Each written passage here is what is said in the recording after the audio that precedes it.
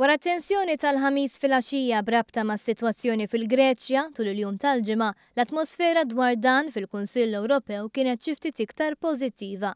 Il-Prim Ministru Joseph Muscat ikkonferma dan u qal li reġa' kien hemm iktar tama li jintlaħaq ftehim tant li komplew it-taħdidiet bejn il-Gvern Grieg u l-istituzzjonijiet. L-għanu li jintlaħaq xi tip ta' ftehim se nhar is-Sibt meta l-ħames darba f'dawn l-aħħar 10 tiem se jiltaqa' l-grupp tal-Ewro. Joseph Muscat qal li hemm rieda li l-Greċja tibqa' fiż-żona Ewro, iżda fl-istess ħin iż-żmien għaddej u jeħtieġ li tittieħed azzjoni mill-iktar fis possibbli. Is-summit iddiskuta wkoll il-pjani tal-Prim Ministru Ingliż dwar referendum fl-Ingilterra u t-talbiet tiegħu għal bidliet fit-trattat.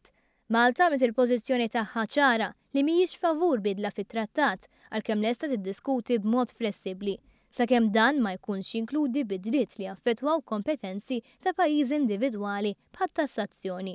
Il-Prim Ministru għamilha ċara li Malta qatt mhu se taċċetta li ċċedi xi ħaġa bħal din biex ħadd ieħor ikun akkomodat. Fis-summit saret ukoll diskussjoni dwar is-suq uniku tal-Ewropa anke fuq livell diġitali u dwar rapport li għamlu 5 istituzzjonijiet dwar il-futur taż-żona Ewro. Anke hawn il-Prim Ministru Muscat għamilha ċara li l-kwistjonijiet finanzjarji għandhom jibqgħu jiġu deċiżi mill-gvernijiet nazzjonali.